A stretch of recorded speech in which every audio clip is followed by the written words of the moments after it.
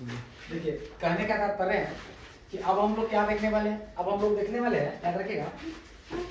देखिए क्या देखेंगे हम लोग, देखेंगे यहाँ से, याद रखिएगा क्या देखेंगे हम लोग, देखेंगे कि जो मानव भूगोल है, याद रखिए, देखिए मानव भूगोल के प्राकृतिक दिशा का उसका अपना क्षेत्र क्या क्या होता है, यहाँ पर हम लोग चर्चा करने वाले हैं। देखिए उसमें से एक एक टॉपिक निकालते हैं। तो सबसे पहले अगर हम लोग इसके अर्थ पर बात करें कि इसका अर्थ होता क्या है, देखिए कि मानव भूगोल के जो प्राकृतिक विषय का जो क्षेत्र होता है उसका अपना अर्थ क्या होता है। तो सबसे पहले हम इसके अर्थ पे बात कर ले। देखिए तो मानव भूगोल प्राकृतिक जगत, समझ रहे, प्राकृतिक जगत का मतलब होता है, ठीक है, जो नेचुरली चीज कोई वस्तु अगर हो जाए, याद रखिए प्राकृतिक जगत, जितने भी इस संसार को आप देख रहे हैं क्या है, प्राकृतिक जगत है। लेकिन तथा मानवीय जगत, देखिए, और प्राकृतिक जगत और मानवीय जगत के बीच के संबंध के, याद रखिएगा, जो अंतर को स्पष्ट करता है, कहता है कि जो प्राकृतिक जगत और मानवीय जगत का जो बीच के संबंध होता है, जब कोई वस्तु हो तो उसके बीच के संबंध का जो अध्ययन कराता है, जैसे किसी प्रकार का, देख लीजिए अगर हम लोग बात करें, इसमें मानवीय क्रियाकलाप स्थानिक वितरण परिघटित होता है और विश्व के 8 विभिन्न भाग ऐसा सामाजिक अर्थ होता है जिसका आर्थिक क्रियाओं, ठीक है, इससे के अंतर्गत आता है। याद रखिएगा इन दोनों के बीच के संबंध में इसको 8 विभिन्न भागों में बांट कर समझाया गया है। याद रखिएगा किसको, प्राकृतिक जगत को और मानवीय कृत जगत को, ठीक है, यानी 8 विभिन्न भागों में इसको क्या करके समझाया गया है, बांट कर समझाया गया है। चलिए अगर हम परिभाषा में बात कर ले इसके, देखिए अगर हम परिभाषा में बात कर ले तो आप याद रखिएगा, ठीक है, एक भूगोलवेत्ता है जिसका नाम है रैटजेल। क्या नाम है, रैटजेल। यह जर्मनी का, कहाँ का था, देखिए जर्मनी के भूगोलवेत्ता है, जर्मनी से आता है। और रैटजेल क्या कहता है, रैटजेल कहता है मानव भूगोल के बारे में, पता क्या, रैटजेल कहता है कि मानव भूगोल मानव समाज तथा धरातल यानी पृथ्वी और मानव के बीच जो, यानी धरातल जो है, याद रखिए दोनों के बीच के संबंध को संश्लेषित करता है। क्या करता है, संश्लेषित करता है। लेकिन इसी का परिभाषा रैटजेल की एक शिष्या हुआ करती थी जिसका नाम था कुमारी एलेन सेम्पल। क्या नाम था भाई, कुमारी एलेन सेम्पल, यानी रैटजेल की शिष्या थी, चेलवी, आप उसको चेला कह सकते हैं, शिष्य कह सकते हैं, याद रखिए। तो रैटजेल की शिष्या थी, याद रखिए, कुमारी एलेन सेम्पल। याद रखिए कुमारी एलेन सेम्पल ने कहती है, ठीक है, कि मानव भूगोल क्रियाशील मानव तथा अस्थायी पृथ्वी के परिवर्तन में, देखिए, शील संबंधों का अध्ययन करता है। कहने का मतलब जो मानव भूगोल होता है, जो पृथ्वी है, कहने का मतलब जो पृथ्वी होता है वह कभी अस्थायी नहीं होता है।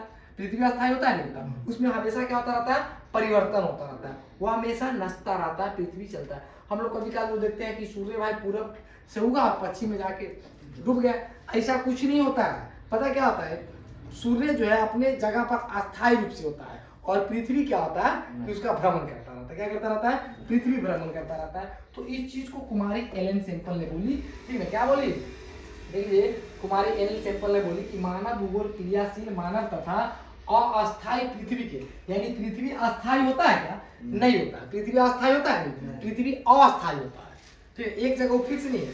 पृथ्वी क्या होता है, देखिए ये जो आप ग्लोब को आप देख रहे हैं, याद रखिएगा, देखिए ये जो हम ग्लोब को देख रहे हैं, किसको, देखिए हम जो इस ग्लोब को देख रहे हैं, याद रखिएगा, ये जो हम ग्लोब को देख रहे हैं, इसको देख रहे हैं, देखिए इस ग्लोब को जो हम लोग को देख रहे हैं, याद रखिएगा, इसको जो हम देख रहे हैं ग्लोब को, ठीक है, ये क्या होता है, तो भाई अस्थायी होता है। क्या होता है, देखिए अस्थायी होता है। क्या होता है, अस्थायी होता है, अस्थायी नहीं होता है, अस्थायी नहीं होता है, क्या होता है, अस्थायी होता है। चलिए इसको भी हम लोग समझ गए, कुमारी एलेन सेम्पल की परिभाषा। एक नंबर का आपका क्वेश्चन ये भी बन सकता है कि भाई कुमारी एलेन सेम्पल किसका शिष्या हुआ करती थी, तो कुमारी एलेन सेम्पल किसका शिष्या हुआ करते थे, ठीक है, तो रैटजेल का शिष्या हुआ करती थी, ठीक है। चलिए हम बात करेंगे अब आगे। देखिए इसका अपना भी कुछ क्षेत्र है, जैसे मानव भूगोल का अपना कुछ क्षेत्र है। देखिए क्या क्या क्षेत्र है, तो हम लोग सबसे पहले बात करें जनसंख्या पर, बात कर ले, किस पर बात कर ले, जनसंख्या पर। अब देखिए हम लोग बात करेंगे कि जो मानव भूगोल होता है, देखिए उसमें, देखिए उसका अपना एक क्षेत्र होता है जनसंख्या। तो जनसंख्या में हमेशा वृद्धि होता है। देखिए जनसंख्या में क्या होता है, देखिए वृद्धि होता है, ऐसा क्या होता है, वृद्धि होता है। लेकिन देखिए वृद्धि का कारण क्या होता है, देखिए एक, देखिए घटना भी वृद्धि है और बढ़ना भी वृद्धि है। अगर कोई चीज बढ़ता है फिर भी वृद्धि और घटता है फिर भी वृद्धि है। जैसे देखिए, तो जहाँ जनसंख्या वृद्धि का कारण क्या क्या बन सकता है, देखिए कारण नंबर 1 है कि जब किसी का जन्म हो, देखिए जन्म लेना, याद रखिएगा, जन्म लेना भी एक प्रकार की वृद्धि है। देखिए तो उसमें क्या होगा, जनसंख्या में वृद्धि हो जाएगा। देखिए दूसरा हम पॉइंट करेंगे मृत्यु, जब किसी का मृत्यु हो जाए तो जनसंख्या कमेगा, तो ये भी एक वृद्धि है। और तीसरा हम बात करेंगे, ठीक है, प्रवास। क्या होता है, प्रवास। प्रवास जब क्या होता है, जब कोई इंसान ठीक है, एक स्टेट को छोड़ के दूसरे स्टेट में शिफ्ट हो जाए, एक देश को छोड़कर दूसरे देश में क्या आ जाए, शिफ्ट हो जाए, इसको हम लोग क्या कहेंगे, प्रवास कहेंगे। क्या कहेंगे इसको हम लोग, प्रवास कहेंगे। क्लियर। चलिए अब हम लोग बात कर लेते हैं। देखिए एक होता है अधिवास। देखिए अधिवास का मतलब होता है जब कोई आदमी एक स्टेट को छोड़ के दूसरे स्टेट में कमाने जाता है और फिर कुछ दिन के बाद वापस चला आता है। ठीक है, प्रवास माने फिक्स, अधिवास देख लीजिए। चलिए हम बात करेंगे आर्थिक भूगोल, यानी अर्थ वगैरह जो होता है उस पर भी फोकस दिया जाता है। इसका अपना क्षेत्र होता है सामाजिक भूगोल, जो समाज में आप लोग देख लेते हैं, सामाजिक भूगोल। नगरीय भूगोल, जो नगर में जाके देखते हैं, शहर में जो होता है उस पर बात करता है। एक होता है राजनीतिक भूगोल। चलिए तो इसको भी देख लिया आप लोग। मानव भूगोल के अंदर एक एक टॉपिक पर हम लोग चर्चा करेंगे, सारा क्या, ठीक है, विश्लेषण करेंगे हम लोग, सारा के डिफिनेशन बताएंगे, सब कुछ के बारे में हम लोग पढ़ेंगे। देखिए अगला आपका मानव भूगोल की निम्न विचार धाराएं क्या होता है। सुन लीजिए, तो सबसे पहले देखिए बात, नवीन का मतलब होता है नया।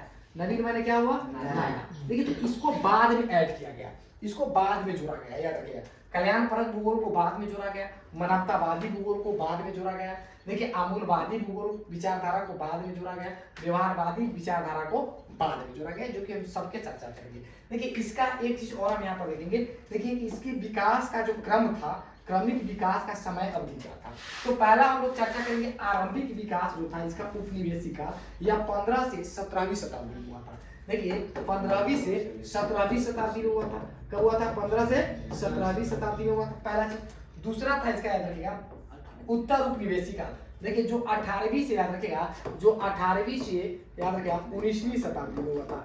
आपको पता है कि भाई एक शताब्दी 100 साल, एक शताब्दी 100 साल का होता है, तो 18वीं से 19वीं शताब्दी में। अब देखिए अंतर युद्ध अवधि का समय जो था यह 1930 था। देखिए अंतर युद्ध की अगर हम लोग बात करें, देखिए अंतर युद्ध का जो काल था, याद रखिएगा, ये 1930 का काल था। ठीक है, हम इसी में बात करें 1950 के दशक से लेके, देखिए 1950 के दशक से लेके, ठीक है, कितना 1960 तक। देखिए 1960 के दशक तक, याद रखिएगा 1960 के दशक तक जो था, ठीक है, इसका अंत होता है। लेकिन 1970 की दशक की मैं बात कर लूं, 1970 के दशक तक चला। कहाँ तक चला, 1970 के दशक में फिर आगे बढ़ा। लेकिन अब 1990 से लेके और 1990 के बाद आज तक इसमें कुछ ना कुछ विकास होता रहता है। हम आपको स्टार्टिंग में बोले थे कि भूगोल एक मामूली नहीं है।